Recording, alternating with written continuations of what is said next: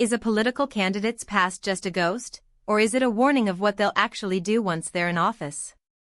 Today, we are looking at a major story coming out of Maine, where a gubernatorial hopeful, backed by none other than Senator Bernie Sanders, is facing serious scrutiny over a massive discrepancy between his current campaign rhetoric and his long-term voting record. Before we continue, if you want to stay on top of everything happening in US politics, hit that subscribe button right now and leave a like. It really helps this channel grow and keeps us bringing you the facts that the establishment often tries to bury. So, here is the situation. A Democratic gubernatorial candidate in Maine is currently hitting the trail alongside Bernie Sanders, positioning himself as a fierce, pro-choice warrior. He is pitching himself to voters as the only option for those who want to protect reproductive freedom. But there is just one problem. His track record suggests that hasn't always been his stance. In fact, he once held a perfect 100 rating from the Maine Right to Life organization. That is a designation that doesn't just happen by accident. It indicates a voting record that was wholly consistent with pro-life policies. We are talking about a guy who, just about a decade ago, was casting votes in favor of affirming personhood in the womb. He even backed legislation that would have implemented counseling requirements to push women toward alternatives to abortion. This wasn't some distant memory from a different century, this was his active record as a state lawmaker. And it wasn't just as a credit was so prominent that, back in 2014, Emily's List, one of the most powerful pro-abortion groups in the country, launched a six-figure ad campaign against him specifically because they viewed him as an opponent to their agenda. Fast forward to today, and the narrative has shifted completely.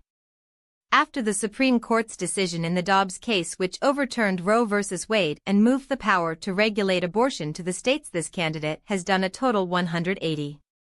He now calls the right to decide if and when to start a family a fundamental freedom.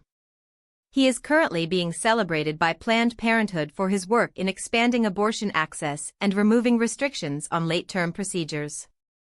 This leaves us with a critical question: what changed?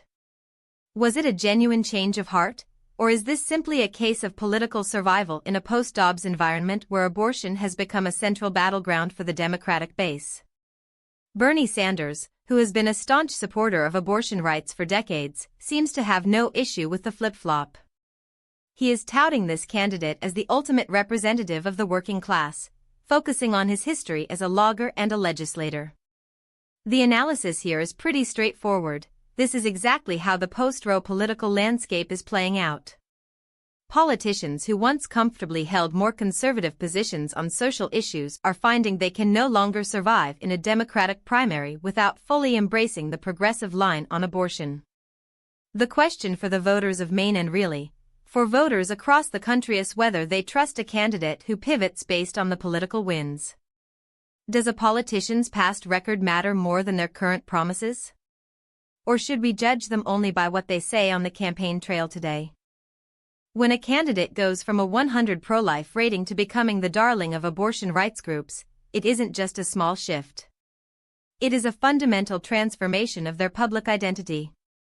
And when you add the influence of a national figure like Bernie Sanders, who is actively trying to push this candidate over the finish line, the stakes become even higher. If he wins, will he stay the course of his current rhetoric, or will he revert to his legislative roots? So, I want to hear from you. Do you believe this candidate has truly changed his beliefs, or is this just calculated election year pandering to win votes? Does his past record disqualify him from being a reliable voice on reproductive rights today? Drop your opinion in the comments below. I read every single one. This situation in Maine is a perfect microcosm of the ideological tug-of-war currently defining American politics.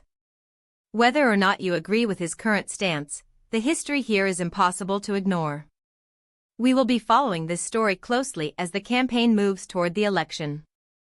Thank you for watching, and stay tuned for more coverage on the issues that actually matter to the future of this country.